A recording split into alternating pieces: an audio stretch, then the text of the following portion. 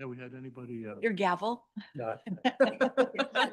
Hello. Use it. Roll officer removed. Mine will help you. Are they gonna- Don't ever take that thing home. Roger back in the day. Don't you dare use that ever. I leave the robe there too.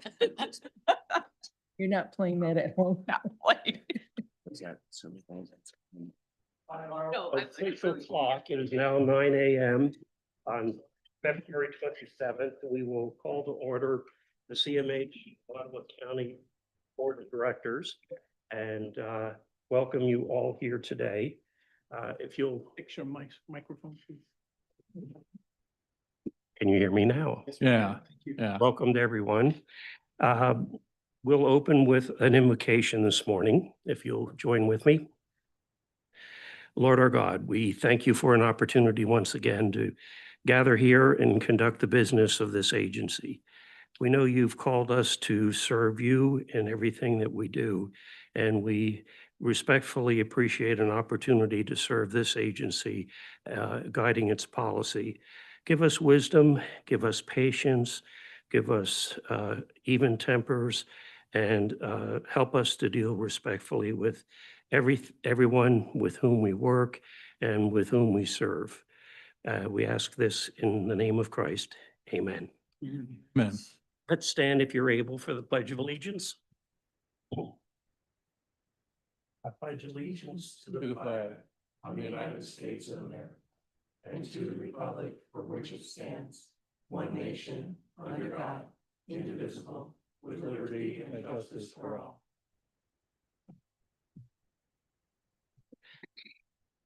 We'll call your attention to our mission statement and our vision statement. They are regularly listed on our agenda.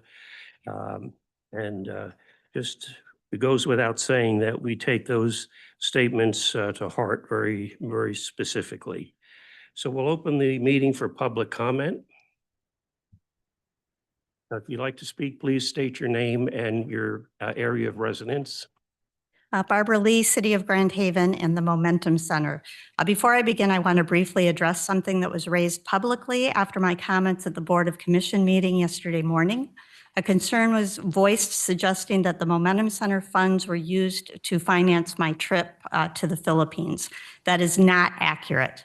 The total cost of the trip was under $2,400, and I paid for it personally, including using my own frequent flyer miles for airfare. No organizational funds were used. I believe transparency matters, and in a minute, I'll explain the relevancy of that trip. Yesterday, the County Commission voted to designate community mental health as an independent authority. Governance structures matter, accountability matters, stability matters. I respect the seriousness of that decision. I'm not here today because I'm attached to one structure over another. I'm here because I care deeply about what the public understands this decision to mean.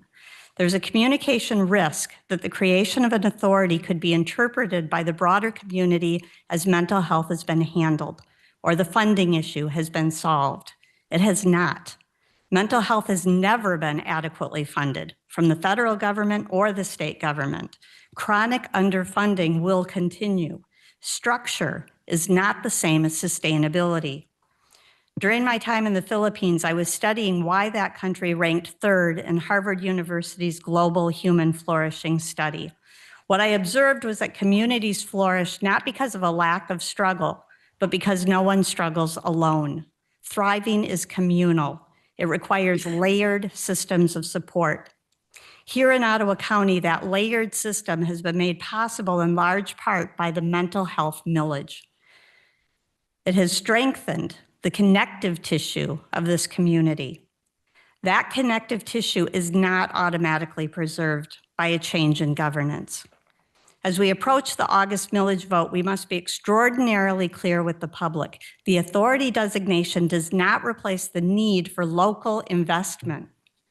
If voters misunderstand this moment, we risk losing the very millage dollars that have allowed this system to function in a prevention-oriented, community-based way. So my request is simple. Be proactive and unified in messaging. Help the public understand the distinction between governance and funding. reinforce that mental health care remains a shared community responsibility. Whatever structure we operate under, the work remains the same, ensuring that nobody in Ottawa County struggles alone. Thank you. Thank you for that perspective. You are right on, and we do have a millage committee that is working on generating all of the information to support that request community, and that's a very valid point to include. Thank you. Next. Good morning. Sarah Lukowski, Executive Director of Mosaic Counseling, resident of Spring Lake. I want to thank you, the board, Dr. Brashears, for Mosaic Counseling being able to participate with funding from the millage and your dedication to mental wellness of Ottawa County residents. Millage dollars through Mosaic Counseling provided the following: 150 mild to moderate, underinsured, uninsured clients at Mosaic Counseling were able to receive professional counseling. Residents that have lost a loved one to suicide were able to participate in our monthly support group. 27 residents to date, there'll be more, were trained in QPR, question, persuade, refer, suicide prevention training, and they are now gatekeepers throughout the county. A Mosaic therapist spends 5 hours per week at the Tri-Cities Family YMCA, and they're there to support people with professional counseling if they want to see our therapist weekly, or then also just a drop-in to stop by and chat with her. She's also able to do intakes that are able to then make sure that someone can see one of the other 269 therapists on our panel. And then we also have therapists that are present at the summer camp for children. And that is for big emotions for campers. You can imagine there could be homesickness, there can be all kinds of things going on for them. And then having a therapist there present, able to dedicate some time to that camper has been wonderful. And that has, through millage funding, has happened for the past 3 summers. You know, evidence shows the early mental health intervention, it reduces medical, workplace, justice, educational, and public assistance burdens. And for a county such as Ottawa, with the population, it saves per year an unbelievable amount of $18 to $34 million per year. So $18 to $34 million per year can be saved because of accessible and affordable mental health services. Early mental health intervention is absolutely happening at Mosaic Counseling and happens with your help from the millage dollars. And we are the easiest referral to make. 270 therapists.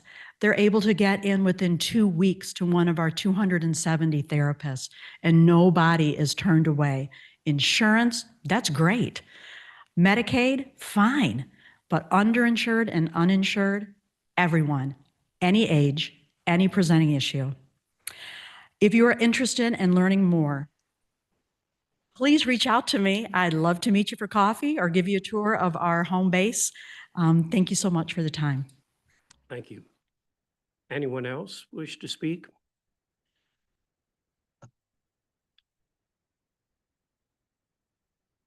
Anyone online wish to speak?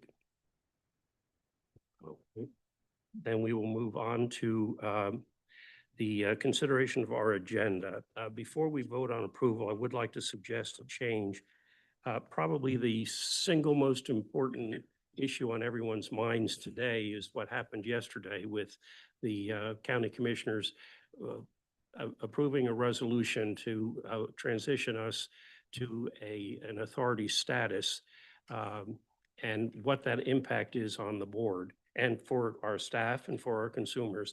So our Chief Executive Officer does have an update on that, and we do have with us today Neil Marchant, who will be introduced by Michael, who is going to be advising us on legal issues for that process. So if everyone is in approval of moving agenda item 9 to start with before consent items, we'll entertain a motion. So moved. Support. Any discussion? Those in favor of the motion respond by saying aye. Aye. Opposed, same sign. Motion carries. Michael? Do we need to approve the agenda, or was that just an amendment to the agenda? I'm sorry. Is that an amendment to the agenda, or do we need to approve the agenda? Uh, so then we need to approve the agenda. Okay, sorry. So do we have a motion to approve the? So moved. Support. Any discussion? Okay, all those in favor of approving the agenda as modified, respond by saying aye. Aye. And if you oppose, motion carries. Thank you. Morning, everybody. I'm going to do a couple of updates before we talk about the authority. You'll see later in the packet, we have a resolution about the millage to send to the county commissioners. That's something we have to do within 12 kind of weeks before we want to do that. So that's why it's coming to you now. It happens 10 years ago, and here we are again. So that's why that's in front of you today, because of some time-sensitive issues to make sure we get everything on the ballot. We've kind of reviewed the ballot language. We mean me and Anna Bednarik, COO, administration, here at the county, legal counsel, and you'll see that we're absolutely just keeping it the same. And as a renewal, we're not asking for an increase in mills on the millage. We feel that keeping it the same is appropriate. And I very much appreciate the comments that were made. We do have a pretty comprehensive campaign that will be launched next month and moving forward. We've already had a lot of work on the millage to get it prepared and the messaging. So that's why that's later in the agenda and why we're looking at it today. You're not approving the millage, you're approving it to move forward for county commission consideration to put on the ballot. Okay, so none of the CMH board members in a position to say, oh, I absolutely want the millage or not. It's, can we bring it to the county for the citizens to vote on? And I think that's a big distinction. So that's why that's in the packet. So authority status, if your email's been working, and I know that a couple of our directors here, their email was not working, and I think, Kendra, you had like 221. 272, I believe. Yeah, and probably 200 of them were from me. There were a few. I've been like Hamilton in the musical, writing all the time lately, but I find that that's helpful. And so I apologize with the amount of documentation. I tend to over communicate on that versus under. And of course, when I send something out, if you have questions, call me or email back. But I tend to do things, try to write succinctly, but sometimes I get a little bit voluminous. So you received a lot of documents. So as you're aware, yesterday, the county commissioners in a majority vote approved to forward to the state of Michigan their desire to restructure us as a mental health authority. I thought it was a very robust discussion. I thought that all of the county commissioners, you could tell, took the issue seriously, investigated all of the information, had questions, and I don't believe that any of the county commissioners weren't prepared to make an honest vote from their perspective. It did pass by a majority, and there were some no votes, but the no votes centered around timing and not the essential issue of if you should become an authority, but when you should become an authority. And so I thought that was a huge distinction between outright, no, we think this is a bad idea. I did not hear that yesterday. I heard very intelligent back and forth going and taking it seriously. And you can tell it's taken seriously if you have a vote that goes 6-5 or a majority versus a rubber stamping all yes or all no. So I very much appreciated the process that the county commissioners utilized to talk about this. So the decision has been made, and just so you know, we're not officially an authority until the state approves it, and you get through an initial transition period. So no changing of the name yet. Those types of things happen later, okay, just to educate people on that. So we're beginning a transition process. And I think it's important immediately to have a couple of items done within the next week or two and within 30 days. And I'm going to go a little bit out of order from my handout that I sent this morning that will be added to the packet as the initial steps of the transition process. One of them is securing legal counsel for transitioning planning purposes and then beyond. I have asked Neil Marchand from Miller Johnson to write a letter of engagement to us as a CMH board to start the process of obtaining legal counsel, which will turn into a recommended contract to come to before you next month.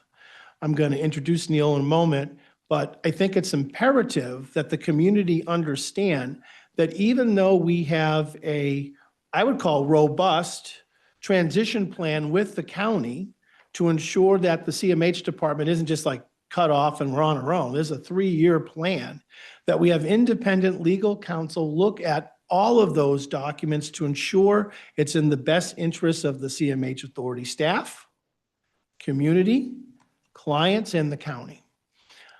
So one of the biggest things I wanted to do right off the bat was secure counsel. So Neil Marchand's here. I'll have him come up and we can just kind of ask him some questions. But you should know that Miller Johnson and Neil particularly led the charge in fighting the state against privatization of our system. It was him and his colleagues and some other attorneys and our CMH partners across the state that came together and successfully argued on behalf of the public mental health system to keep it public and keep it funded and to clarify the role of the CMHs in the system.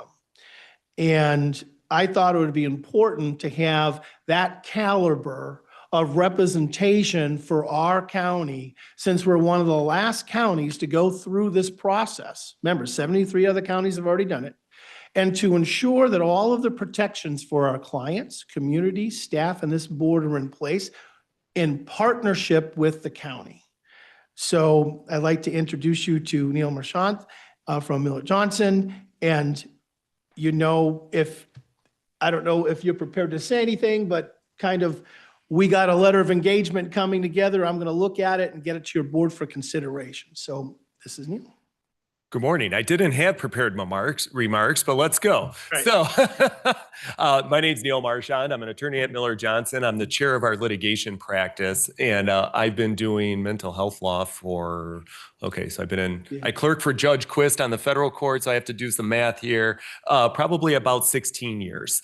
My wife's a psychologist in Grand Rapids. She used to be chief of psychotherapy at Pine Rest for the psychiatry residency. So I'm intimately familiar with this area, and I'm a passionate advocate for the public behavioral health system. I'm happy to answer any questions you may have specifically. I nerd out on this stuff, so please.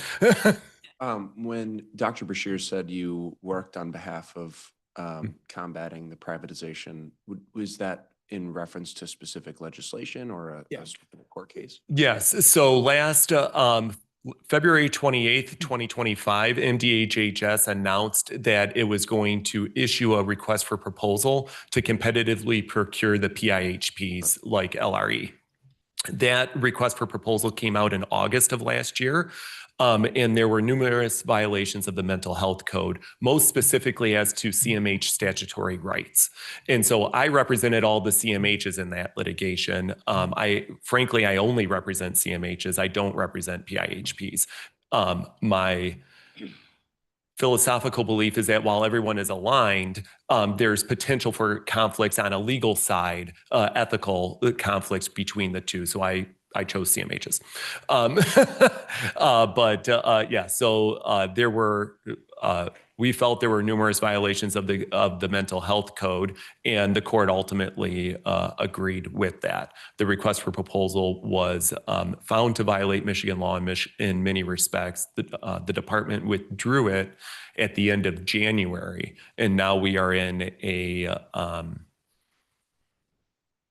I have to watch what I say because the litigation's pending. We're in a period of time where we're waiting to see what the department does next. Neil, if I could, let me express a sentiment that I have heard not only from our board members, but members of the community and our employees. There is a sense of uncertainty because this is a new structure for our agency. And it might be helpful to go through some basic steps. My understanding is in 20-some years ago, or 30 years ago, the county was given the option to create a CMH SP, and it elected to do that to administer mental health services. It then decided what structure to give it, and it had three choices. It could be a county department or an agency. I call it a pseudo department because it's different from the other county departments. Right. It could be an independent authority, or it could be another form that applies to urban markets that doesn't apply to us. And it could be a single county CMHP or a multi-county CMH SP. We're a single county CMH SP that is functioning as an agency, a quasi-department of the county. Correct. And that has certain operating rules that go with it. The county sets certain procedures. They handle our finances. They approve our contracts, and things like that. The mental health code gives the county the sole right to decide if it wants to change that structure. And it's now elected to say, we want to move it from an agency over here to this category called an authority. And the main difference there is it's an independent corporation, and there's certain operating policies to make that happen. But along with that, once we had a CMHSP created, the state of had the opportunity or has the requirement to certify us as a CMHSP. There was a period of time where we had to prove what we were doing. They investigated, and we've had repeated. Michael, do you know where we are currently on our certification? It's a 3-year certification from the state. Yeah, we're certified. Yeah. But do you know where we are in that 3-year? I don't know. I think probably the first year, because it goes in 3-year cycles, but, Yeah. and they're automatic, and there's really, you don't even receive something back that says you are certified. Right. But there's a requirement that if Yeah. anything substantially changes with the CMHSP, we have to notify the state. So for Right. example, when our executive director resigned due to health reasons, our deputy director took over, we had to notify the state. And they said, okay, you've got so many days to hire an interim director, and you have to start a process for recruiting a new replacement director. And once you've hired him, you have to notify us and along with his credentials, and we will approve him so that your certification remains current. Is that a reasonable statement? So there was a lot there. Let me unpack it a little. Yeah, that's soliloquy. Is it fair for people to feel uncertainty and anxiety because of a transition? Absolutely. That comes with every change. But this isn't a change that is disruptive. I think that it's a lot of work, but there are statutory protections for the employees. There are still statutory rights that every recipient has to receive the services. And that's the overarching goal. And that's why we're all here. We all care about those recipients of services. And we want to ensure that that is continued to be met. I think in the evolution of the mental health code, the authority status came about to provide rate around the same time that we were moving to a capitated rate system as opposed to a fee for service. So we used to be, you came in, you were charged 1 for 1. Now around 2000, it moved to a capitated where you're paid per member per month and just a flat rate for it, whether they use the service or not. And that there's benefits and advantages and disadvantages to that model itself. And I know that that's going to be studied. But with that, during that same time frame, my view is that there was legislation created to authorize this authority status. And what it really does, the authorities are the same as independent agencies. You're right that in county department, an agency, it's kind of a quasi department because it has a separate board, but it's part of the county. So as a legal entity, it was part of the county. The authority splits that off. And really from From a practical service recipient perspective, there's not much difference. You know, from a employee perspective, one, there's statutory rights for at least a year. And two, you're going to have agreements in place to transition these things to make it smooth. What it really does, I think, from an operational side is on the financing. And I know that that's where the discussion focused a lot yesterday, but it is as a separate governmental unit, it provides greater protections for the county. I wouldn't go so far to say that those are absolute, but it's greater financial protection. And so with that, yes, there's an uncertainty, but I would say that this overarching as a process, it is a best practice to go to this model. And where you're really going to see the difference is that you are ultimately, well, you're a separate public entity now. So, you know, you still coordinate with the county, of course, but you are in fact kind of steering the ship. You're the captain of the ship in that sense. Yeah. And since the county commissioners had the authority to appoint the board members to the CMHSB, the fact that we're now moving to an authority status, those board appointments carry over to the new organization. Correct. And, you know, and kind of one step further, there's going to be a long, this is a long, slow process. It's kind of a walk, don't run, falls aren't fun. And so, you know, that's carrying forward. Things are just going to, now to the extent someone doesn't want to continue, as I think was expressed yesterday, that, you know, there are processes for that. But we need to make the Doug Van Essen on behalf of the county is going to make the notification to the state, and then we'll send a separate letter to the state and see, you know, from my understanding, we're going to be asking for an effective date of October 1 of 26.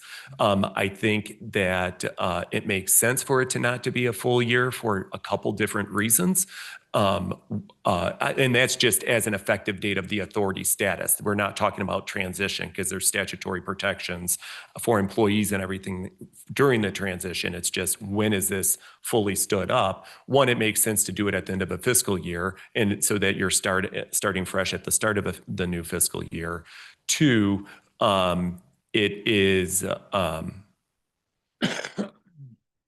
the way things are changing with the PIHPs, or may not change, you know, we'll see next steps.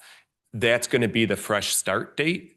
So it makes sense for that to be a fresh start for the CMH. Yeah, and I think it's important for the board to know that we have a letter of engagement if we do pursue a contract. And I think asking questions like this are good, but technically right now, he's just here to be introduced and to let you know that it's my intention to move this forward to you so that we have the appropriate protections for all of us, including the county, in this process. So I know you may have real specific questions on the law or what's going, but I would wait until we actually are at that place to have that, because right now it's kind of like, well, he's got to answer the question, but there's no agreement between us. So it's like information, but it's a good time to, you know, Yeah. get to know each other a little bit and Yeah. get a general sense of it. So You know, you're saying he has answers, but he's not allowed to say it until we're in it. that's right. Well, He could give you his opinion, but Yeah. I'd rather have a contract, a board approved, whatever.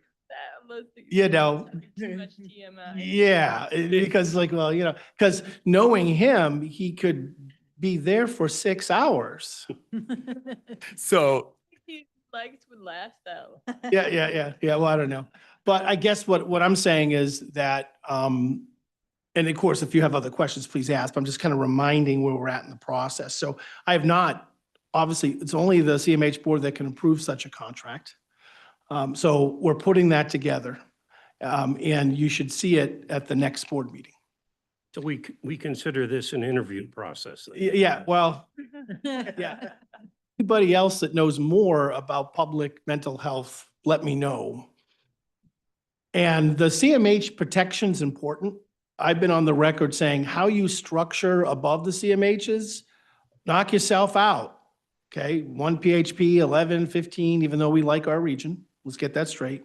But it's really the role and function of the CMHs that are important here with this discussion. And so it's important not to have somebody that's married to how the state structures above the CMH level. So that was also a consideration. Any other questions for Neil? Just introducing you to him and kind of what my plan is. Welcome, and we look forward to many hours of discussion. Yeah. Well, thank you. Thank you. It's great to meet you all. Yeah, right. Immediate. That's right. The other initial things that I want to do immediately from the board is I want to create a CMH CFO position that directly reports to me, the chief executive officer in this board, that's not under the direct supervision of the county finance department, but under me. We would still work in conjunction, obviously, with the county finance department and the structure have, because it's not something that's under our jurisdiction at this time. But I think it's important that we have a dedicated CFO. I've talked to county about this, administrator, they're full agreement and understand that. And we're working on the funding sources for that position. But it's my intention to bring before you and the county commissioners a community mental health chief financial officer that can help us with this transition as well, and to start doing some work around the state and our region that our current financial system could not do independently. We have wonderful people from fiscal services that are embedded in the CMH department. That this action is in no way to say that they're not doing a good job or anything like that. But I think it's important that we have an independent CFO in development, and we're not waiting until like, a year from now or October 1st to say, now we need a CFO. We want to kind of get it up and running and work in tandem with the fiscal services department. So I can take questions on that, but that's one of the actions I'm recommending that we pursue within the next 30 days and not wait. Does it? I do have a question. Since all of our employees are county employees, presumably the county must approve adding this Correct. position. But that person will be under your direct oversight. Correct. Yeah. Yes. And there is agreement among all of us in the county. We're working on this together. This would not, the fiscal services director, Karen, would not be going, what? She's like, totally understands and thinks she's in support of this move. And so now we're like, all right, what would the position look like, the job description, those things finalizing. We'll get to county administration to look at. But technically, the county commissioners approve this position, but I'm going to bring it to the CMH board to also approve it.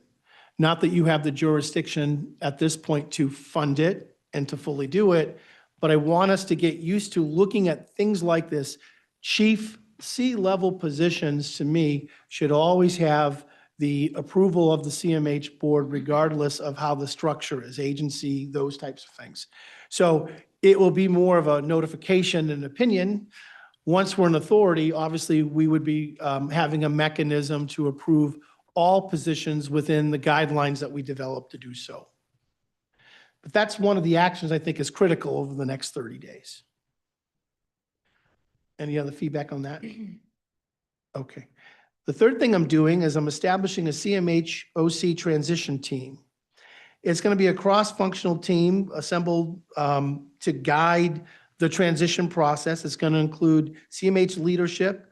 I'm going to ask if any board members, I'd like a handful, to be part of the transition team. So if I have board-specific questions during this, before I bring it to the full board, that I would have a liaison from this board to help oversee the transition process in our group.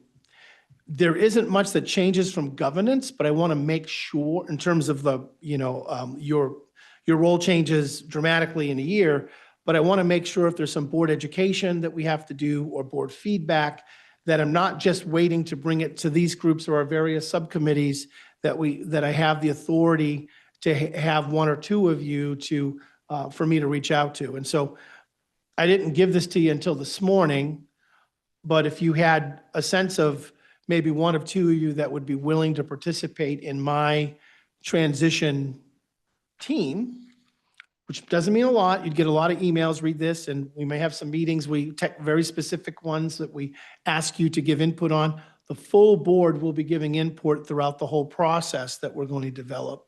But I thought it'd be good to have representation on my transition team from the board of directors. So I don't know if you want to have some discussion. I didn't ask for a formal motion or anything.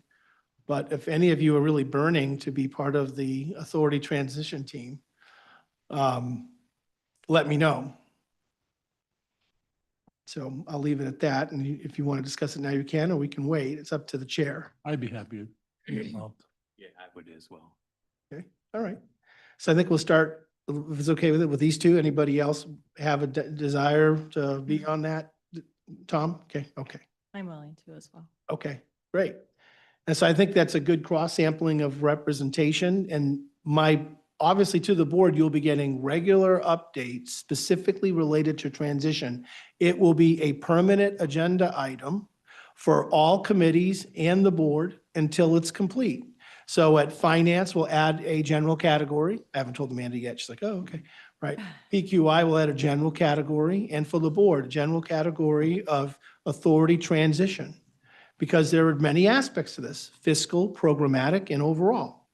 And I'll coordinate with our board members as part of that team on the very specific input. At a minimum, any kind of plan we have, minutes to it, you'll be able to see along with the full board, and you can weigh in on. So I'm going to put that structure together.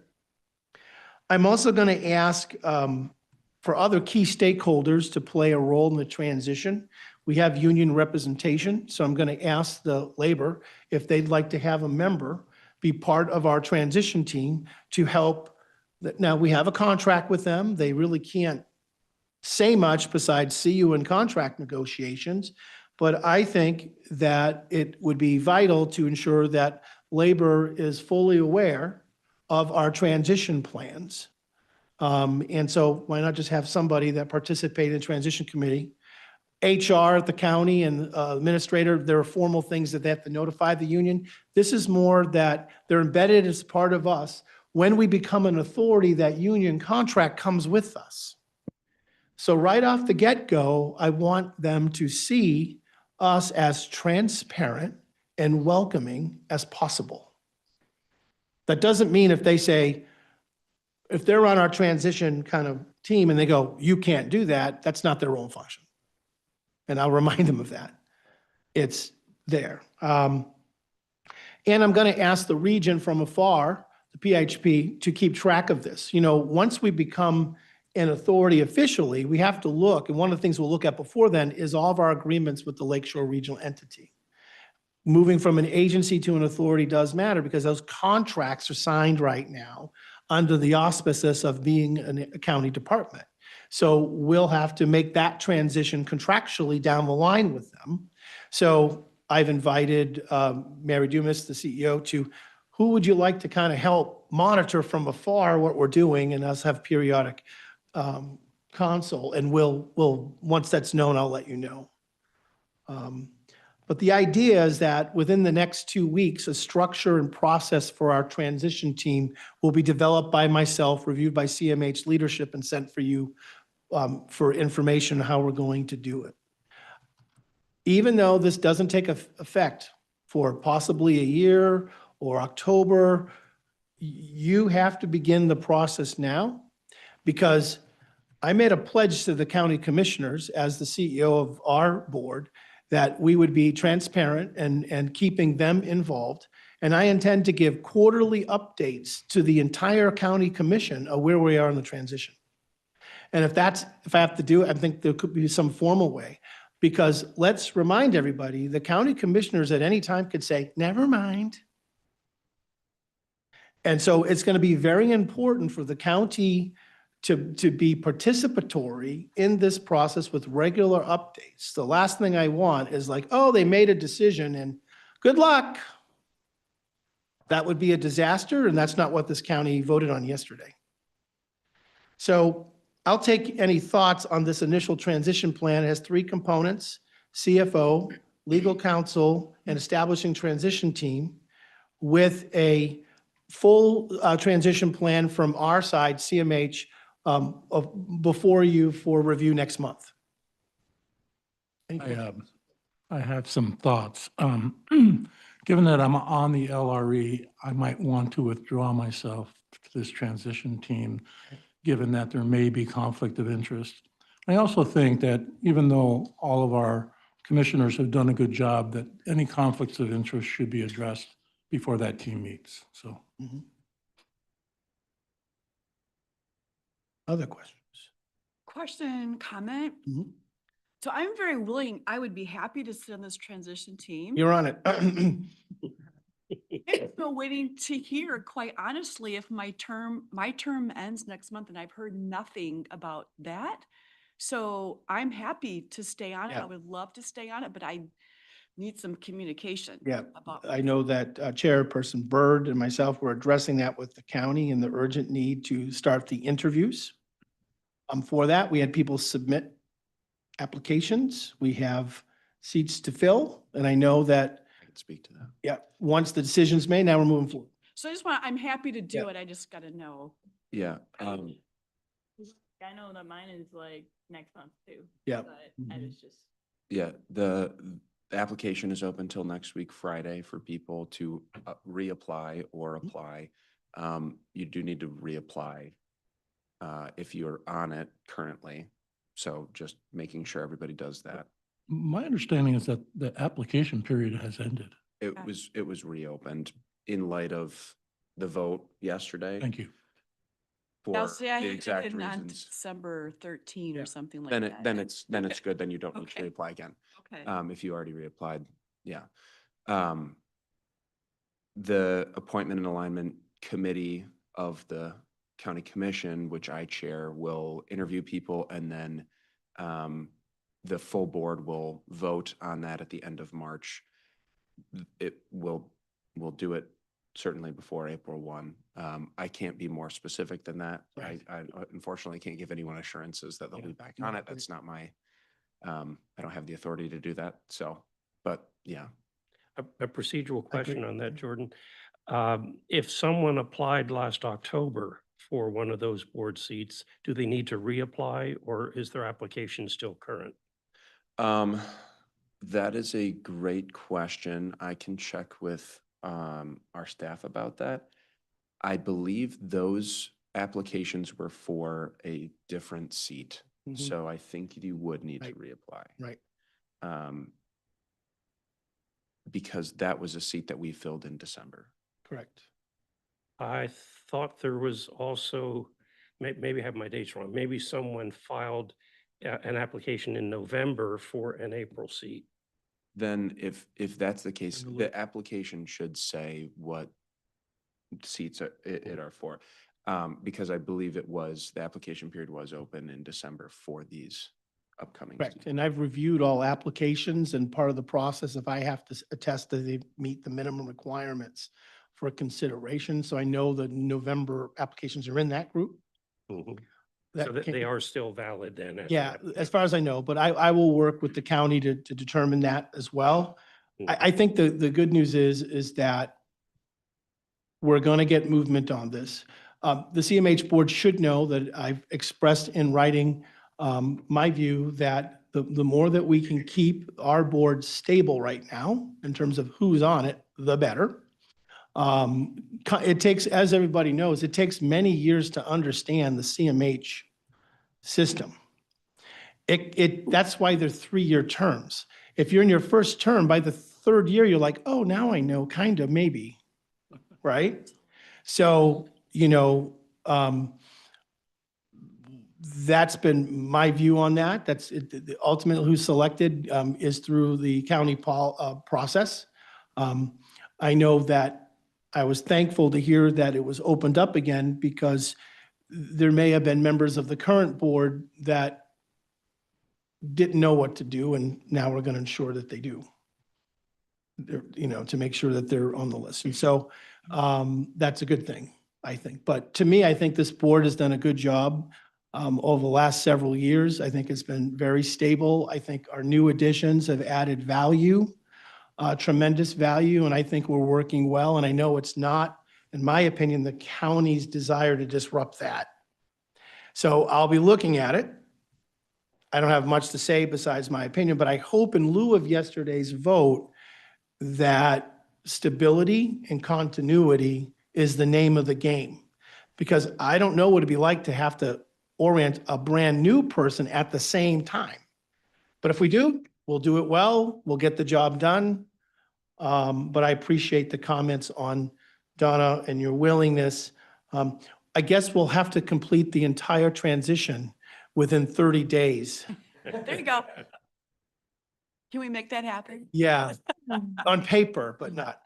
But it is, Quick question Yeah. for Jordan. Do you know if, for example, for myself, because I don't know who your other applicants, do we need to go through the interview process again, or are you just going to read our application? Yeah, everyone, interviews. yeah, everyone will be interviewed. Yeah, and it's got to go. They have to, my reading of it. But Do we have any applicants for consumer positions? we do. Good. So we do. You looking at me?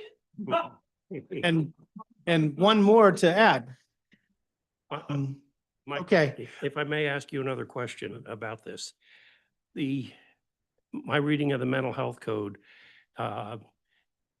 says that the resolution that the county commissioners passed that gets forwarded to the state must include their plan of transition. Correct. The county administrator alluded to that in the meeting yesterday, that he had distributed a Sure. plan of transition. Did you participate in developing that? I reviewed it, provided feedback into it, and agreed to the general framework of it. Throughout the transition plan, it's subject to, us agreeing at certain milestones. So even though it's a 3-year plan, it doesn't hold us, you must do this over the next 3 years. But the general framework, yes. The intention to do this slowly and to use as much county resources as we can during the transition, yes. Some of the particulars, we have in agreement, contractual agreements between us and the county is part of that, and that gets reviewed annually. So yes, I participated in the general framework, some of the specifics, but it's not binding word for word. Hence why you get legal counsel on quick too, right? Because I'll be blunt, if the rates from the county keep going up in terms of what they charge us to provide said services, I'll have a lot to say about that. So we're not entering an agreement where the county can then say next year, we're going to increase our cost allocations by this, and you have this and we do this. We're in constant discussion on that. The spirit has been very cordial, protecting the employees and the staff and the county and the clients. There's nothing in that transition agreement that gives me a red flag, because there's ways to address conflict all the way through it. But so this plan that you're going to come up with is not a requirement for the submission to the state. Correct. As the resolution Yeah. requires. Good. Yes, This is I a must lead, supplement. yes, I must lead our department, Yep. our authority to be through this transition period. And I tend to do that in some of this way, some of the ways outlined here, but I think it's a core function for me to lead our internal transition to an authority with the leadership team and other major stakeholders. Not in opposition to the county, in full partnership with the county, but yeah, it's independent from those requirements, but necessary for a smooth and transparent transition. Any other comments or questions? Just a typo. Yep. It was February 26, not December 26. Oh, yeah, sorry. I guess they did it in December. I will fix that. Thank you. Do you have a number you want for the transition team? Do you have enough? Do you want as many as possible or what? I think we'll start with what we have Okay. now and then we'll add. Okay, But you'll be fully informed of every step of the way okay. and have the ability, any step of the way, go, not so fast. What is this? And those will be open meetings. Yes. Well, my transition meetings, they won't be open public meetings. That's internal for staff and the team.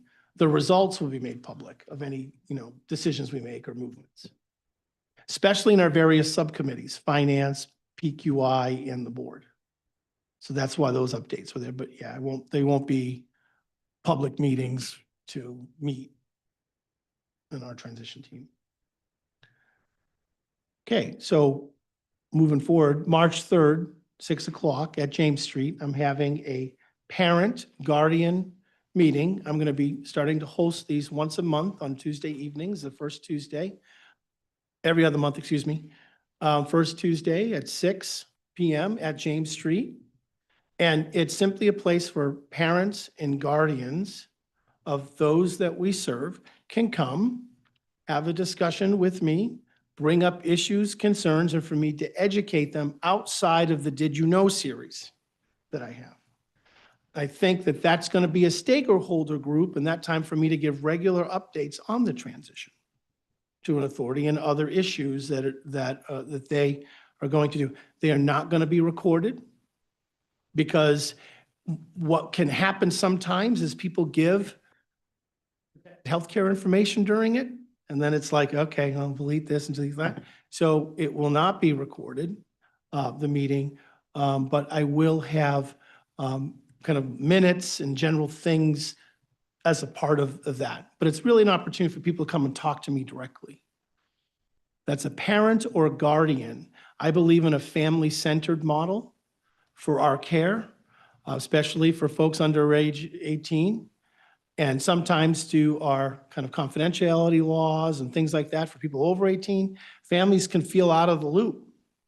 So this is open to any parent or guardian to CMH. We had some information go out. We'll get more information out as quick as we can, and it'll probably catch on in 2 months. The first one's like, oh, what was that? And then it kind of catches on. But I'm committed to doing that. We also have a group that's been working on self-directed care issues of like parent group or guardian group that I had suspended for a couple of months because I didn't know what the state was going to do. We'll be in charge of it. I'm reactivating that group. It usually meets during the daytime, first week of every month, Wednesday, I believe. I'll be sending out information on that to get that restarted and providing regular updates from that group in my CEO report to the full board moving on. And these are families that are helping us develop resources and clarification related to self-directed care or self-determination. And so it had been suspended for several months because I was waiting, like, we weren't going to be managing it. Why are we going to move forward? So now I know we are. So that will get started as well.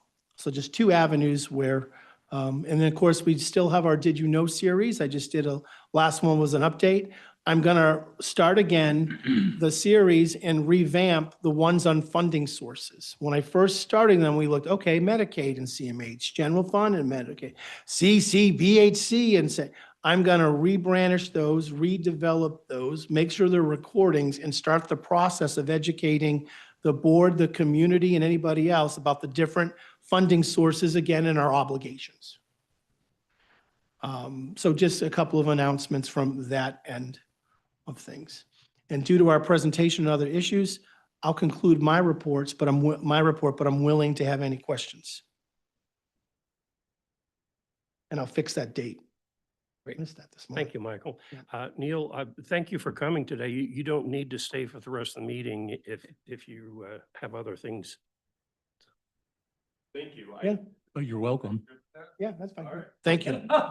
Yeah. Yeah. Thank you for coming. Best. Thank you. Thank you. I'm assuming these meetings are billable. Yeah. Not this. Well, if that's the case, we have a lot more questions for you. Actually, can you stay? This is hence why I made my comments early, like. Thanks, Neil. Appreciate it. Okay, we'll move on to the consent items. We'll entertain a motion to approve the consent items unless you wish to divide any of them. Motion to approve the consent items. Support. Any disagreement or discussion on that motion? Otherwise, since these include financial items, we should be roll call. Mhm. Thank you. Director Bunce? Director Davis? Yes. Director Rhodey, sorry, Brody? Yes. Director Duff? Yes. Director Dritzma? Yes. Director Faulkner? Yes. Director Van Hoven? Yes. Director Vanderswag? Yes. Director Wick? Yes. Director Wenzel? Yes. Chair Bird? Yes, motion carries. We have committee reports. Would we have our finance committee, Bonnie? Yes. We met on Monday, very full agenda. I'll do my best to summarize in just a few words here, but first, there was a presentation on the community living supports utilization management. You probably remember the same, what's the name of the organization? I know IBH, Dr. Lubers, IBH, yeah. Dr. Lubers. So they had looked at the community living supports, and as it was kind of a first step in how we're going to be looking at more of the programs and services. Just it highlighted a need of a shift from managed care to a cost-based approach to a needs-based funding model. Then under new business, several items. The CCBHC, or Certified Community Behavioral Health Clinic oversight. We discussed the strong financial performance of this grant with a surplus and also a quality bonus, a totaling of about $1 million. And CCBHC financials will be a standing agenda item for our committee from now on moving forward. I think this came from some discussion about what really, where are we with it financially? So we'll be looking at that on an ongoing basis, but that was pretty good news. Then we looked at the grants, federal and state, with a little bit of a concern or scare with the temporary loss of the system of care grant. We determined that we need to really look at what the grants are funding and what would be the impact if something happened suddenly to discontinue them. So it just reinforced for us the need for ongoing monitoring and strategic planning around the grants. Other business, under new business, Dr. Bashir's presented information on the 2025 deficit. And kind of in a nutshell concluded that it was a combination of the cost of living allowance adjustment from 24 through 26 and additional county costs that were not anticipated to be as high as they were. So just that, the takeaway was the importance of good communication all along with the county. And final item under new business, we looked at the significant financial strain, the category of residential. Remember, we shared and talked about how residential services are really, we can look at different categories of them. This was for those who have very high needs and how that category, which was called enhanced health and safety, you probably remember that term coming up. Dr. Bashir's is working with regional partners and state level to address the needs, again, looking at the needs of those individuals and how rather than just being counted as a number, the needs could be addressed differently financially. And again, that kind of leads to a needs-based model. Next, we reviewed the contracts that you approved this morning. There were no new contracts, but 24 were amended and renewed. I have a summary paragraph I'd be happy to read for you. I can't remember, was that in our packet? I walked. Yes. in. Yeah. Okay, thank you. Anybody want me to read it, or are you all good? All right, so it just kind of gives the overview of what those contracts were renewed and amended for. Then we reviewed the January financial statement as we do each meeting. And again, it's timing and payments on the grants that make things look sometimes like they're out of balance, but we were assured by our financial, I'm not really sure what your title is there, Nick, but you did a good job letting us know that we are okay. So then we received information on 2 budget adjustments that were also in your packet and approved today. And we discussed those and we're fully supportive of those adjustments. And the last thing we talked about, previously the Finance Committee had requested to review the monthly updates from the LRE financial status report. And for a couple of reasons. Number one, the LRE seems to be moving more toward quarterly on the reporting. And also those reports, due to people reporting differently, were no longer giving us good information that we could even look at those within our region and see, oh, this one is here, this one is here. They were just all over the board in how things were reporting. So we're moving to review those quarterly and see how that goes. And maybe over time, those reports will be more consistent. I guess that's our hope. Yeah, just on that one thing, it's the revenue side that we can't seem to get right, and then inconsistencies in how CMHs are reporting the expenditures. So there were huge swings every month from, oh, we're fine, till the end is near, based on projections. So the region's going to be moving to quarterly revenue projections. So even though we still have to submit stuff monthly to them on the expense sides, we're going to bring the quarterly reports to finance and to you quarterly because it'll be more accurate. Right now, they're not accurate. You look at it and I'm like, I don't know, wait 2 months. So that was the genesis of the conversation. But we still have to do monthly reporting on our end. We're just not getting accurate monthly revenue projections. So the region thinks quarterly is better to do that. So we're going to align what we bring to you to that logic as well.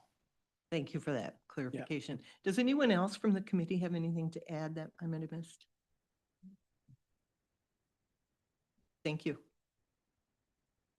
Well done. I would make a comment.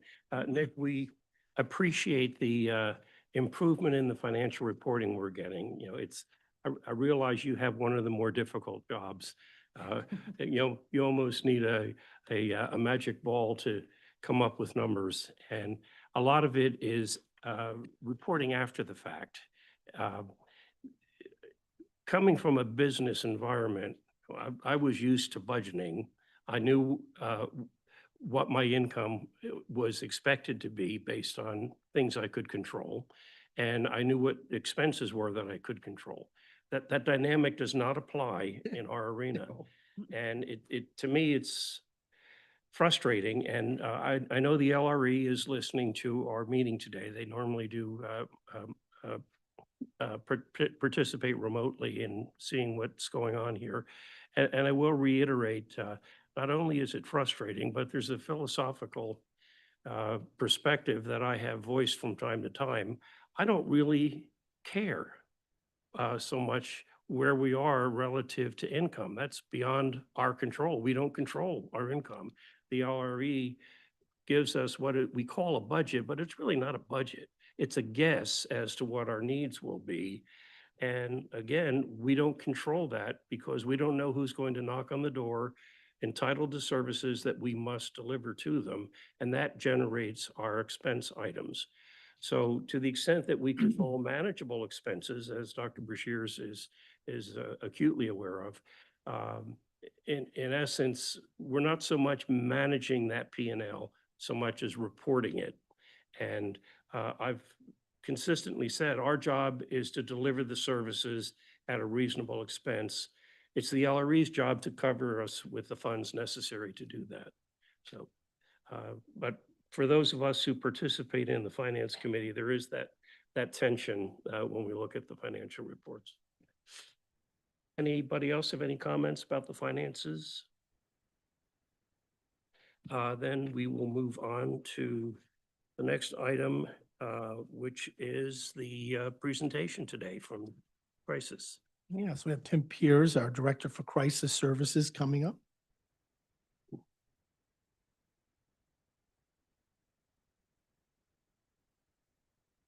And as the board remembers, at our full board meeting, I've been having the larger divisions come up.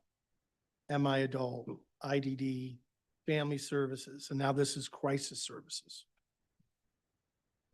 Good morning, everyone. Thanks for giving me an opportunity today to talk a little bit about our Crisis Services Department. I'm Tim Piers. I'm the Director of Crisis Services here at Community Mental Health.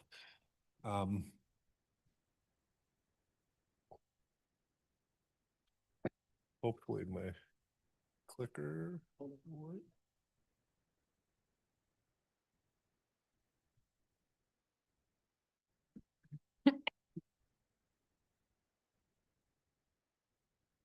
There we go. All right. So a few things I wanted to cover this morning. Talk a little bit about the structure of our department, the funding sources that are being used for crisis services, a little bit of the foundation and approach that our department uses with what is a crisis, kind of a rundown of the teams in the department and the great work they're doing, and then look a little bit to the future of where we're going. We are a relatively new department, so we're hard at work here building out the services and working together. So this is our current organizational chart. As you can see, we have our Crisis Intervention Services is our largest team there, and then we have some other teams under a newer team manager position. It's been great to be able to bring together some of these fragmented services. We've been doing lots of important crisis work in the community, and coming together under a department has allowed us to really look at how we can do that better, how we can coordinate between the different teams. Particularly as we work to build out a mobile crisis model that is really effective for our community, and make some other changes in how we're able to address the kind of crisis that we see in our community. So funding sources, as you can see, a number of things that we do are Medicaid funded services, but we also use general fund and millage dollars for some things. And then a number of different grants have been used in recent years, both federal and state, and some grant awards from local community foundations. I will say those grant awards have been integral in our ability to innovate crisis services and really take the time to explore how we can expand them in a way that makes sense for Ottawa County.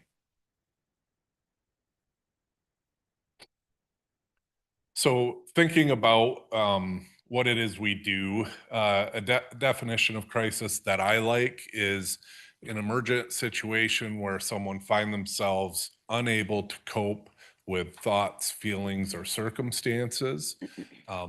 I think that's broad and intentionally so, because crisis is such a subjective experience. What may be a crisis for me might not be a crisis for someone else. And so we have to be adaptable to the kinds of factors that impact someone to experience a crisis and determine how we can best support them through that. The kinds of factors, include not only behavioral health conditions, developmental disabilities, substance use, and those kinds of things we commonly see at community mental health, but other factors too, difficult relationships, stress, grief, trauma, all of those kinds of things play a role as well. So when we're thinking about our department's approach to responding to crisis, there's really three key elements that we're looking to provide. And those are someone to contact, someone to respond, and a safe place to go. And that is a SAMHSA recommendation for best practice and how we think about doing that. As I go through our teams, you'll probably notice that a lot of the work the teams are doing is focused around one of those areas or another. So first, crisis intervention services. This is actually the team I started on. This is the original recipe crisis team over at CMH. Has been around for a long time. They're pre-admission screening unit, so screening for higher level of care at the local hospitals and the jail. They handle walk-in crisis services at our James Street campus and manage our crisis phone line. They also do utilization management and coordinate closely with the probate court for court orders around mental health services. And that in particular is handled by our resident expert, Chris Madden. I was talking with someone this morning about what an asset he is and the great work he's been doing with this team for years at CMH. To highlight that chart on there, so just kind of a brief overview of what we're seeing. Average annually, these screenings are occurring. We see about 1,200 individuals for screenings like this. Of those, about 30% or roughly 400 require or meet criteria for higher level of care like hospitalization. And I received some information from the LRE a while back showing how we're really leaders in this area.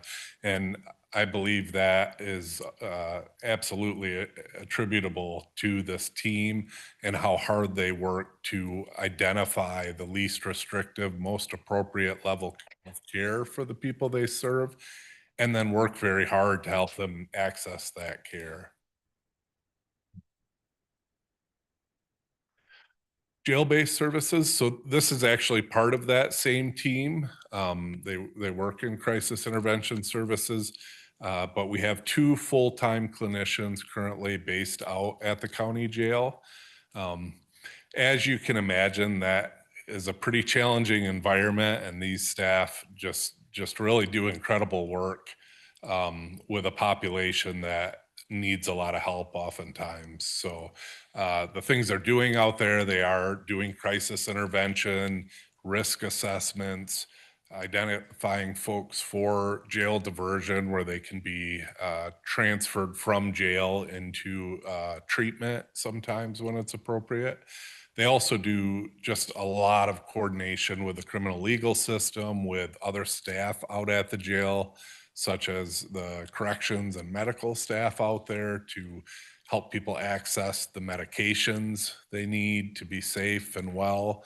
And then looking to what's going to happen when they re-enter the community. So most of the folks we serve out at jail will be returning to our community at some point, and these staff work very hard to give folks the best shot at returning to the community safe and well, and having appointments and things lined up so that they can be successful.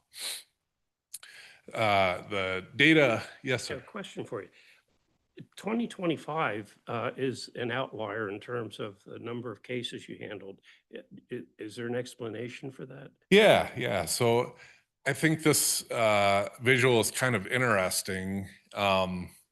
So I started actually out at the jail at the end of 2016. So that jump in 2017, I was just going at it out there, right? But no, I believe I was the first full-time clinician based out at jail there for the full-time in 2017 and going forward for some years. So in the 10 years, I've been working in some capacity with the jail. It's interesting, the population, the number of folks in our jail hasn't changed significantly other than to decrease some over the course of the pandemic. And it really hasn't bounced back from that. So it's not a greater number of people that we see there. What I think we see there in my mind is our capacity growing to start to better meet the needs out there, because there is just a ton of need out there. And as we've added staff and specialized teams, we offer some specialized SUD services out there now. We've been able to just be a lot more effective in meeting that need. And then 2025, there was a spike. Yeah. I'm a little unclear on what that would be specifically. I think we have, Joel, maybe documented some things differently. I don't know if COSUP is maybe able to document more services than we were in the past. So I think that's probably a bit of what we're seeing. I will say our staff and the sheriff's office staff out there have said year over year that just some of the cases we have out there are more challenging, need more services than they have in the past. So there may be some of that going on as well.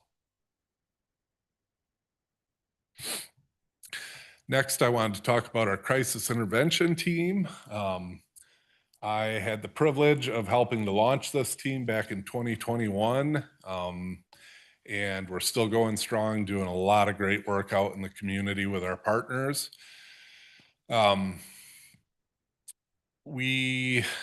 So in 2021, one of the things that happened was the Board of Commissioners at that time signed a resolution for us to join the Stepping Up initiative. That's a nationwide initiative to better provide diversion kinds of related services, work to reduce the number of individuals in county jails with mental health issues, provide more treatment, reduce recidivism are kind of the goals around that.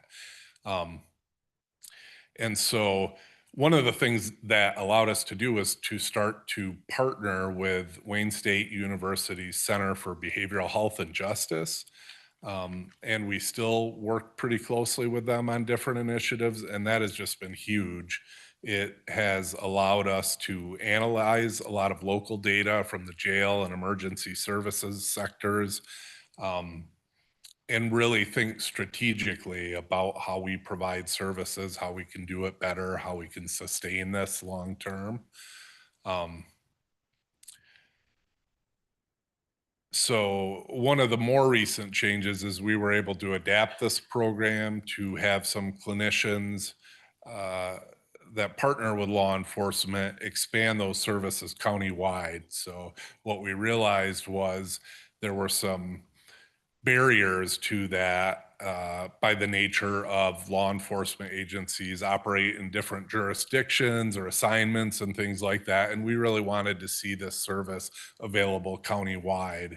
So with the help of a grant through the Department of Justice and a couple of community foundation grants to purchase dedicated vehicles, we've been able to expand that service to be countywide, and that's been a great opportunity. And you see some of the logos on there. The other piece I really want to highlight is just how important these partnerships have been. Like, this didn't happen in a vacuum or a silo. The success of this program and the recognition we've had around it, I believe, is primarily been a result of the strength of those partnerships and just the willingness from all of the different agencies to come together to improve what we're doing in this area. Another piece of our CIT program is our training course. So we've been doing that since 2022. It's a week-long, 40-hour course. It's pretty intensive. And it's a great opportunity. So we've had over 100 local first responders be able to complete this training. Some of the things contained into the curriculum are a pretty comprehensive overview of behavioral health conditions and related issues. We also do a local resource fair. So we bring in representatives from a variety of agencies to talk individually with first responders about what's available in the community and how they can help people access those resources. The last piece I want to highlight is the skills-based training. So we work a lot to develop skills around de-escalation, rapport building, problem solving, the kinds of things that can be really helpful in a behavioral health crisis. And the last 6 hours of the training, we do scenario-based simulations. So we bring in just a lot of folks from our agency, from partner agencies, to simulate these crisis events so that our trainees have an opportunity to practice their skills in the learning environment before they're bringing them out into the community.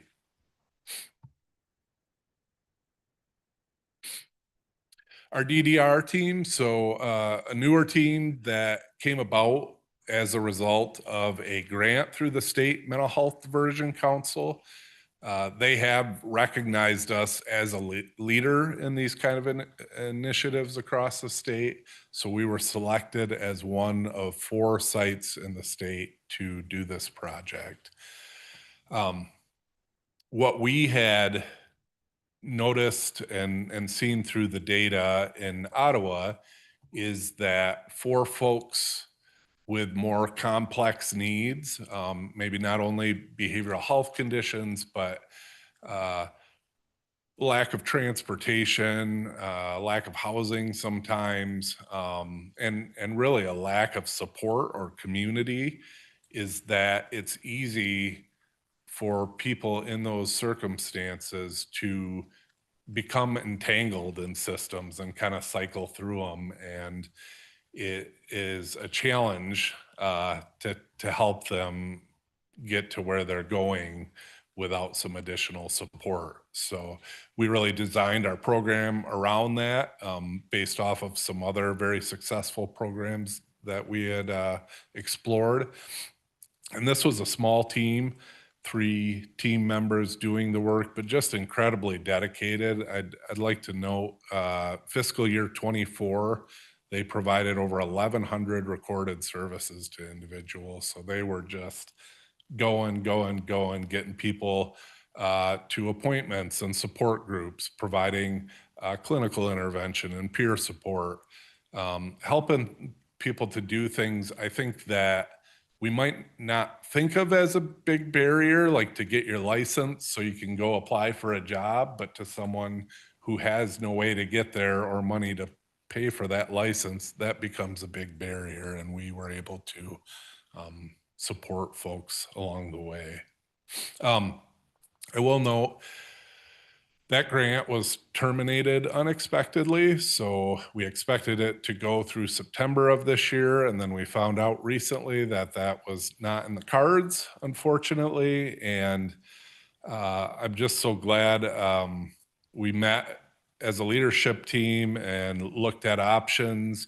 And there was a chance to pivot with that and move this team under substance use disorder services. Joel Evers was a great help to me in doing that.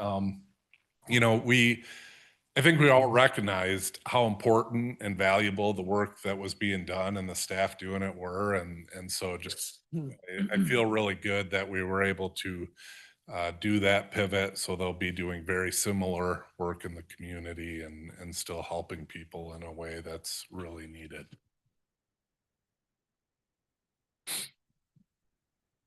Mobile crisis response. So this is our newest team.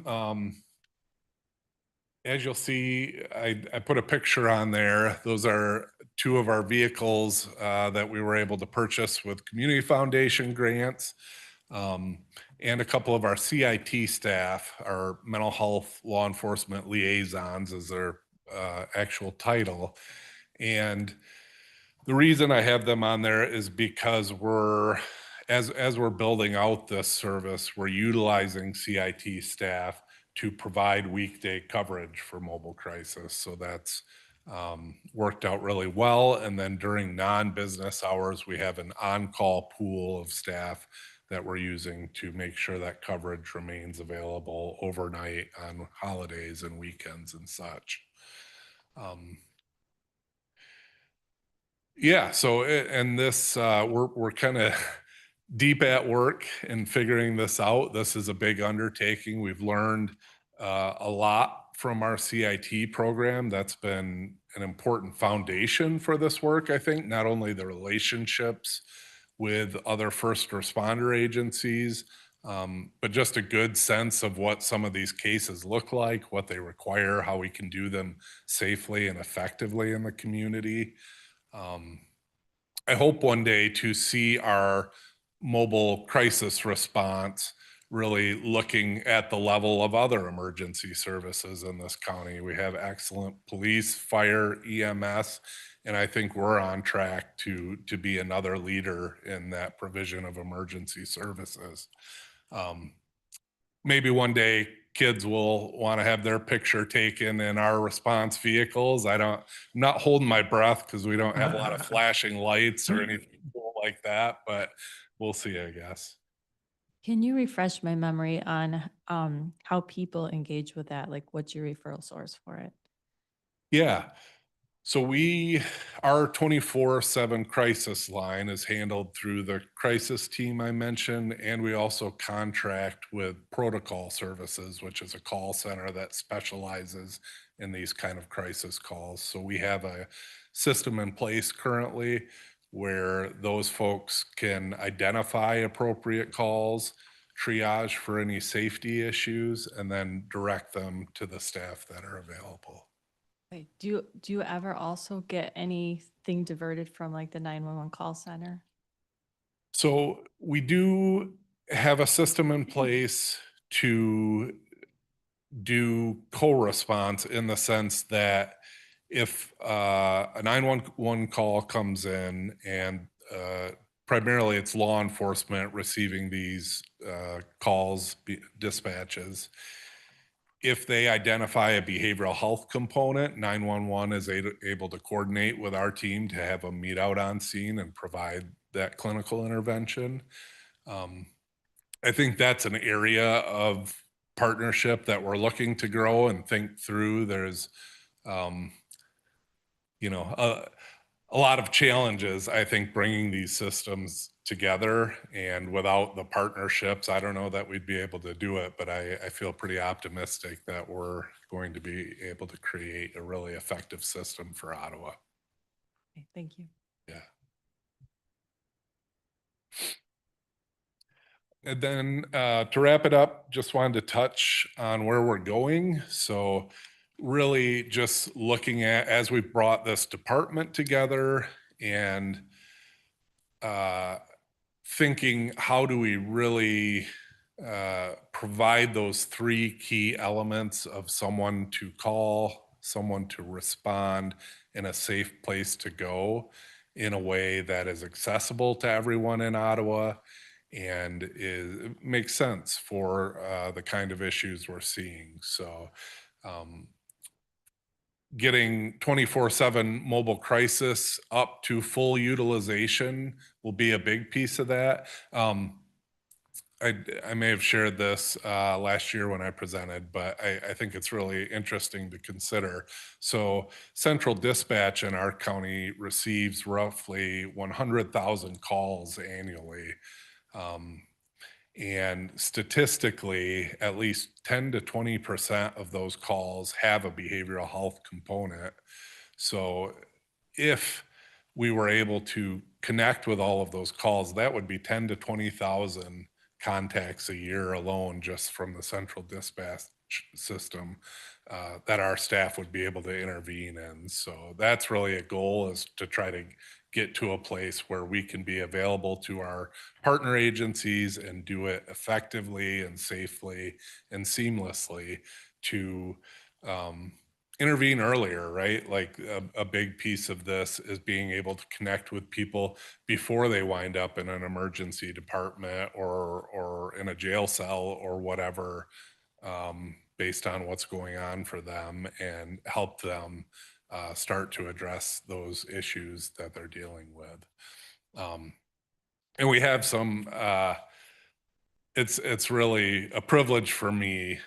We have an incredible team, and when I get to hear some of the stories about how they're serving people in our community, it just continues to drive home to me how important these services are. We are the safety net in our community for folks struggling with behavioral health crisis. And then lastly, I just wanted to touch on kind of one other area we're looking at. So just thinking through how we can increase walk-in services, and as part of that, looking to pilot what's called a living room crisis center. And that really is wrapped around that safe place to go. We have, emergency departments, we have a shelter and things like that, but we are missing, in my estimation, some kind of setting that's safe, easily accessible for folks to come in when they need it, and meet with someone and get the help without a wait list or waiting for an appointment or some of those other barriers that come up. So I look forward to being able to come back at some point and share updates on the great work we're doing. Thanks so much for allowing me to share. And we'll add a slide with the phone numbers and stuff on it and resubmit it for the packet.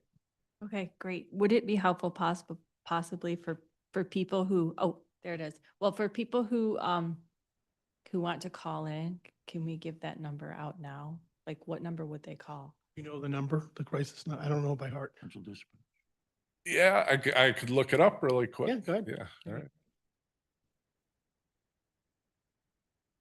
Bob? Once again, in community mental health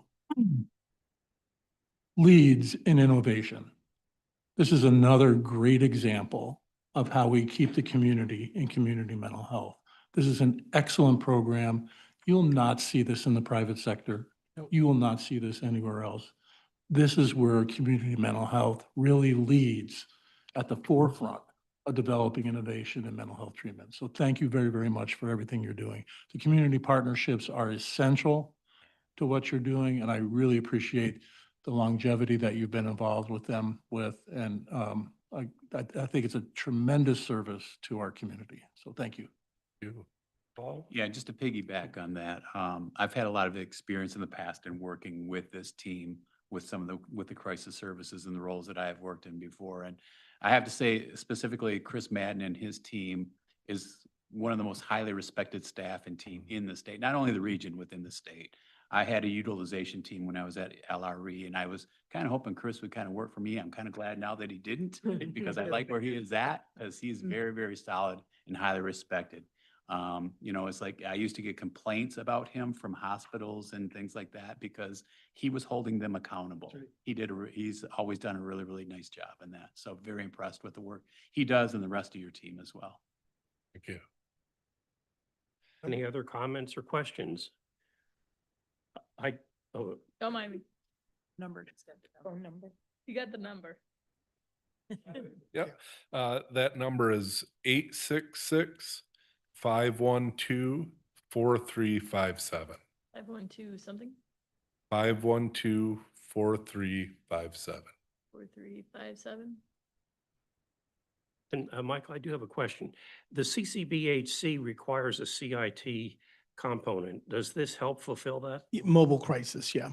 Mhm. And the majority of the programs, besides some of the inpatient pre-screening, are non-Medicaid programs. They're truly community funded through grants, general fund, and other things. It's what sets us apart. But there is a bulk of it that's Medicaid in terms of the hospital pre-screening and those types of stuff. But yes, the mobile crisis need and our need to increase it helps us with the requirement for CCBHC that you have a 24/7 mobile crisis team.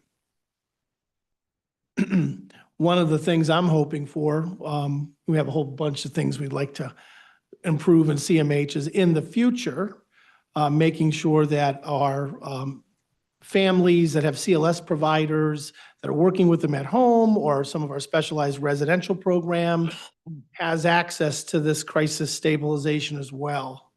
You know, because a lot of times they don't. It's like, oh, just take them to the ER or just dealing with that. And so as we're expanding, we need to think about our assistance to those families and providers that have a behavioral health crisis. Along those lines, what are we doing to advertise it? Like, I'm just Yeah. wondering, like, how many people know about it and do they? Yeah, have a number? it's on the website. We kind of talk about it when we can, but it wouldn't help to have a more robust flashing light way and a continuous updating of it, because I should have that number memorized by now. I don't.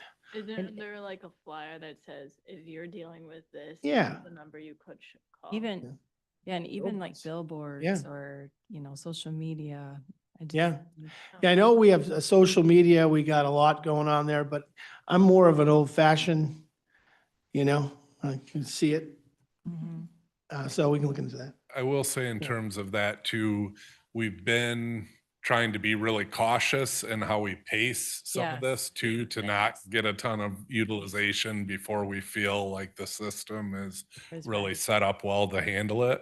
But I think it's key as we get to that point to be marketing in a way that the community is well aware of what we can offer. Yeah, we'll get busloads of people. I know. You could end up having way more Yeah, than you could. yeah. You know that spike you were talking about? Yeah, that outlier. Thank you. All right, thank you. Thank you. Okay, we have no old business listed. How about new business? Michael, you have the, Yeah, so in your packet, there is a mental health millage resolution that the suggested motion is for you to adopt it and send it to the county commissioners for consideration. And what it does, just pull it up here.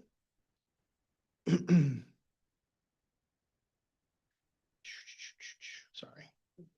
Yeah, go ahead. It helps us begin the formal process of getting it on the ballot for August.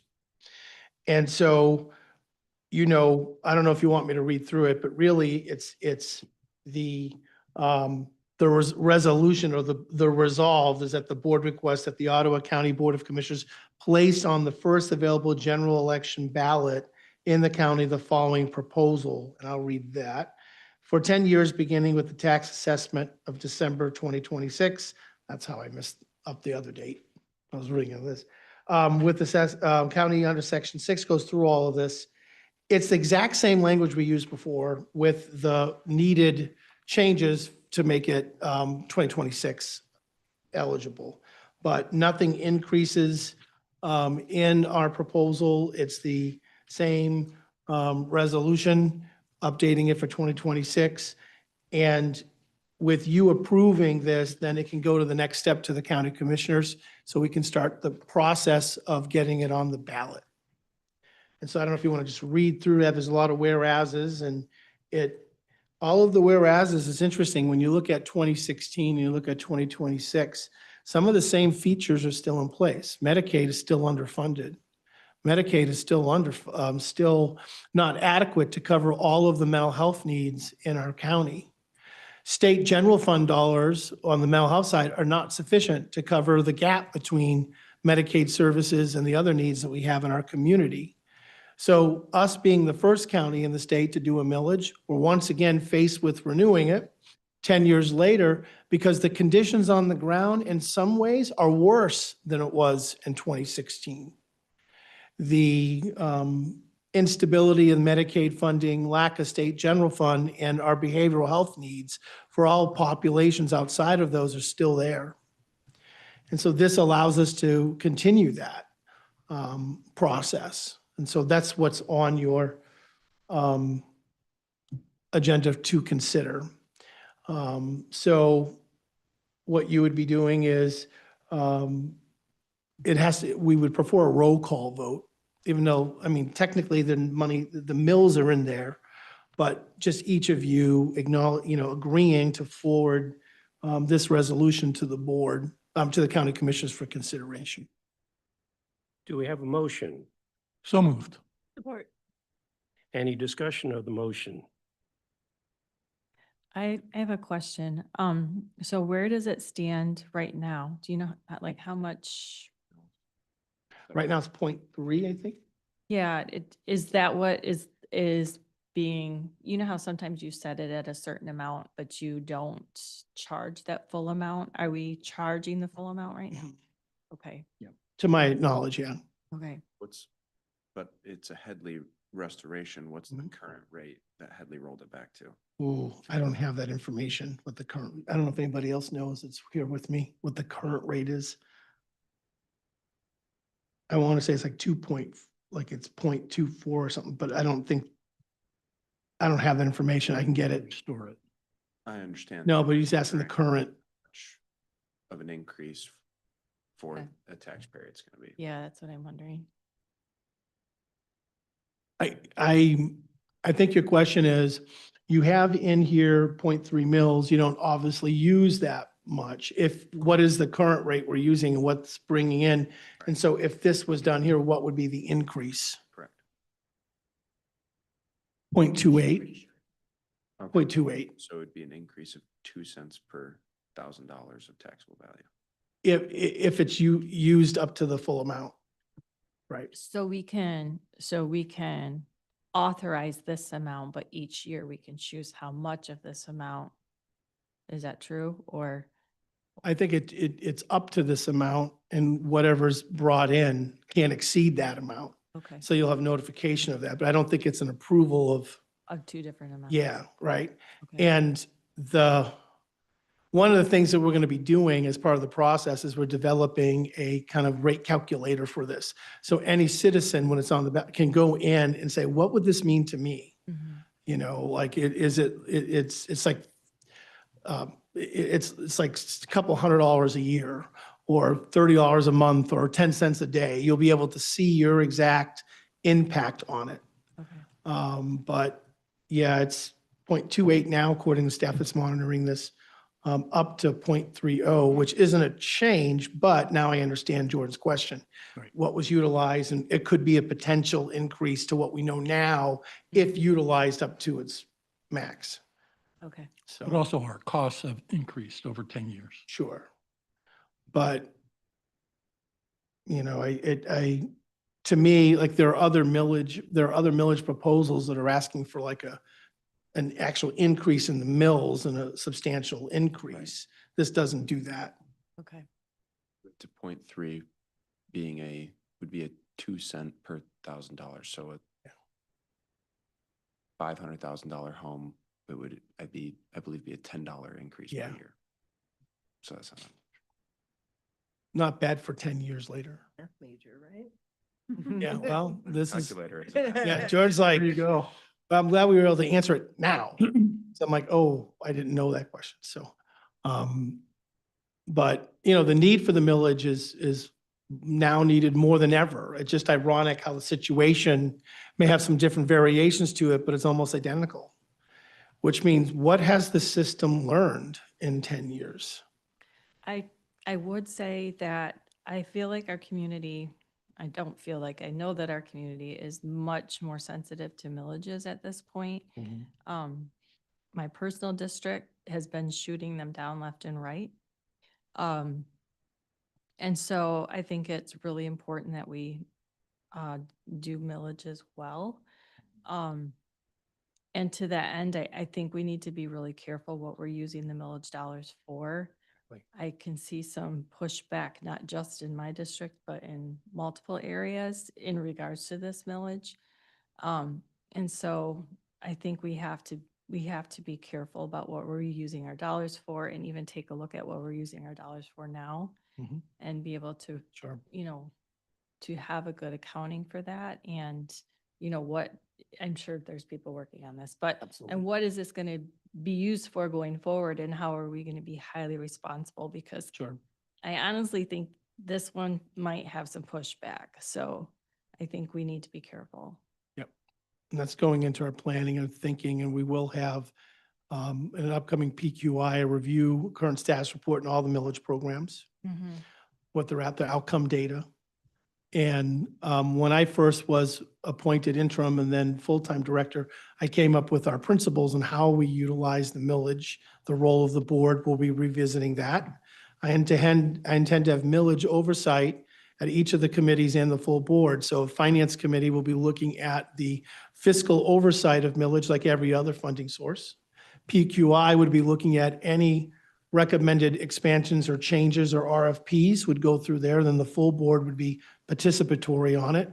So using a full board approach of monitoring and understanding the millage is what we're going to be doing.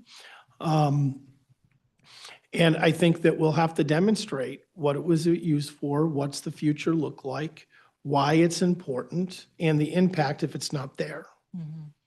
And even then, right, we have to be aware of pushback, which, the first time it was passed, right? It was like, we need this. And the community's like, yeah, now 10 years later, what have you done with it, right? Did it really make a difference? How do we demonstrate that, right?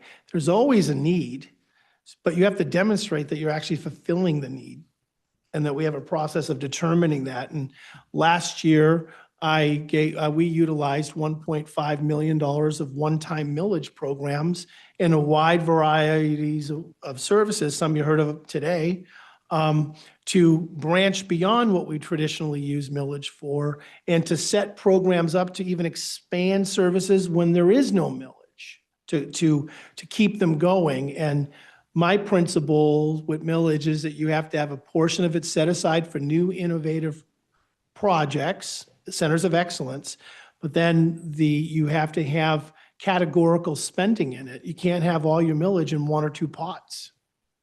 Because if you do, then especially those programs become so dependent on it that any reduction, and some of them took significant reductions last year in what the millage we did, could put their programs in jeopardy.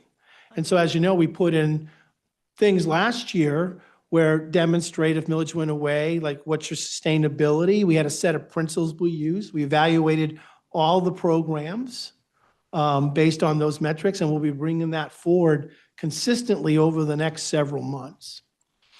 And so I'm confident we can get the message out clearly, but we also have to indicate and demonstrate stewardship and what's been used with it. The first time around, no one knew. Yes, do it, please, right? Now it's like, okay, same issue, now what?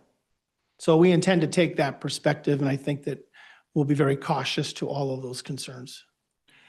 So I was made aware of a survey that was done by the parks that asked the question about whether the parks and the mental health millage being on the same ballot would create problems.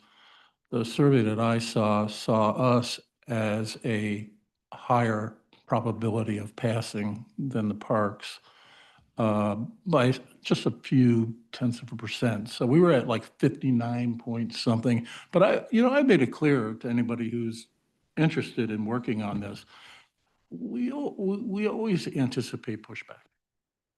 Any campaign that you're involved in, you're going to get pushback. So we need to be prepared to answer those questions. We need to be prepared to promote and demystify what the millage is all about, and to be able to in a honest and open way present the data to the community about how the millage money is used and how effectively it's being used, and ways in which we can be more efficient with it if we need to. So, thank you.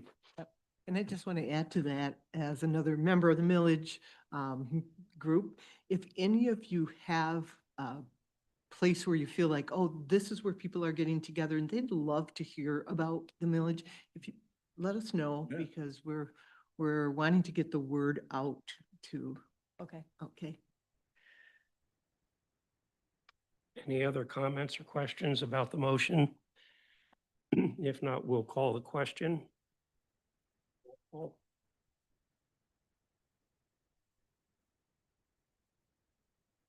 Director Duff, Yes. Director Rhodey, Yes. Director Wenzel, Yes. Director Faulkner, Yes. Director Vanderswag, Yes. Director Dritzma, Yes. Director Wick, Yes. Director Davis, Yes. Director Van Hoven, Yes. Director Bunce, Yes. Chair Bird. Yes, the motion passes. Thank you. Any other new business? I do have an item that's not on the agenda. I don't know that it requires action. At yesterday's meeting with the county commissioners, Chair Bruger did mention, and I think was mentioned earlier today, that he invited any of our current board members who felt that they were uncomfortable continuing to serve under an authority structure to feel free to submit a resignation, and the board would appoint someone else to fill that position. I did a straw poll. The executive committee is unanimously in support of continuing under whatever structure is imposed on us. And I haven't spoken to every board member, but all of the directors I spoke to unanimously said, oh, I have no problem, that it's the same mandate, the same commitment to service. It's the structure changes, so what? We'll make it work. So for what it's worth, you know, I do sense no hesitancy on the part of any of the board members to embrace and move forward, and it will be business as usual. So any other general information, comments, or meetings attended that members would like to report on? Paul first. Go ahead. I just wanted to report that I attended the winter CMHA Community Mental Health Association Conference earlier this month. And I always encourage other board members to attend that. It's an opportunity to, you know, get updates from what's going on in Lansing. There's a lot of good information that was shared in there about, you know, the anticipation that there's going to be another RFP coming out from that procurement process that we had just discussed earlier. So other things, breakout sessions, there's great sessions that do occur during that. So any opportunity to do that, that people have that ability to do that, I would encourage us to be a part of that. Yeah, I attended the LRE meeting this Wednesday, and there were a number of encouraging, I'm cautiously optimistic that the CEOs and the board is open to look at a feasibility study, to look at a needs-based model or some hybrid model that we might be able to put in place. I want to thank Dr. Brashears for the hard work that he did working with the CEOs. And I was able to get a motion to the executive committee to look at a needs-based model, probably for the first time in a while. So I was encouraged by that. Obviously, the feedback has been, we have to look at the cost of that study. There is some thought that Region 10, who does needs-based stuff, is also doing another study, and they may want to share the cost with the LRE to be able to have a study done to see the feasibility in regards to this. So to me, even though we may not be moving as fast as we would like to, these things take time. I don't think it was even on the agenda last year. So I really am encouraged by the slow movement toward this. And then secondly, I think that one of the rationales for me to be really pushing for this is, and Jordan could probably talk about this, I mean, CMH and the LREs go to the state all the time asking for money. And we need to be able to give data in order to get these legislators on board to be able to get an understanding of what we're really facing. So we continue to hear that we're underfunded. It doesn't make sense for me to sit on an LRA meeting and hear residential care providers be at that meeting and saying, we're surviving on a shoestring budget, and not be able to at least do something to try and let them know that we're advocating for their program. So I'm encouraged by that. Michael, I don't know if you have anything else you want to Yeah, first of all, your work has been instrumental in helping to get the movement at the region, and our other representatives from Ottawa County all in line saying we need to look at this. This is moving to a hybrid needs base addresses some of the issues that we have. But the biggest push, I think, in agreement with you, is uniform data to make the case. I will not go to legislators and say, I need more money without a sense of how to operationalize it and prove it. Because they're tired of hearing it. I don't blame them. They once a week, one of us is down there, I'm down there a lot, down there saying, hey, could, like Oliver more porridge, please? And like, can you all get your act together just once? So that's what we're trying to do, is to get common data. It's not just for residential, it's for all. We have families that have CLS providers. We have mental health issues going unchecked. We have the opportunity, by looking at a needs-based study, to have uniformity in how we're framing the issue and coming up with the amount of money we need. And so I've been inspired by the recent movement at the region, but I got to tell you that our Ottawa County representatives are very persistent. And that helps in a very professional way. But it helps in us getting partners to at least look at it. We need to define apples to apples, or we can't move the needle on this at all. So your work and the other, it's been very helpful to move the needle. I was going to share, I visited Sandy Baker's new old home in Allendale. They took a very old house, and it is like, I want to live there. Right. Yeah. It's really adorable inside. I believe it's for 4 or 5 gentlemen.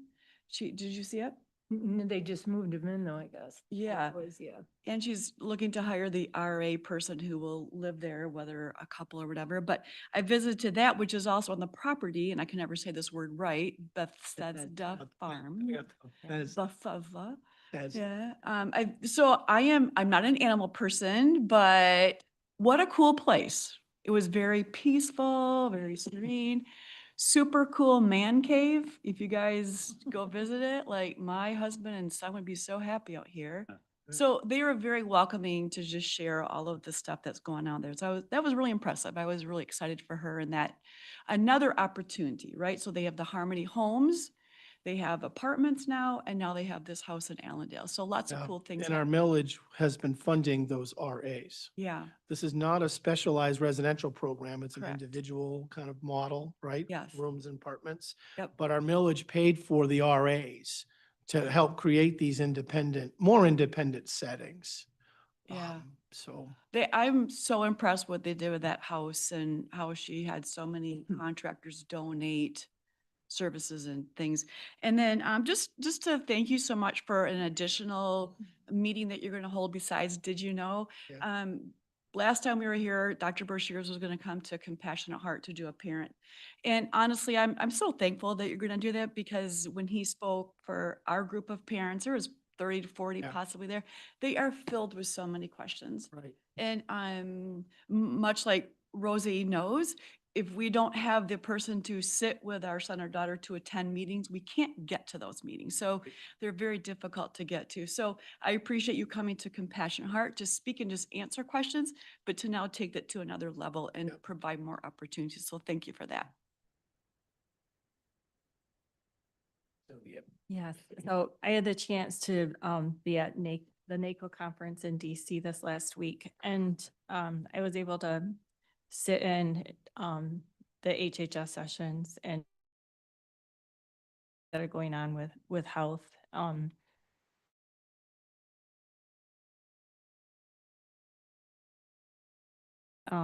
Was very interesting was RFK came on the last day, and he's spoke a lot on nutrition.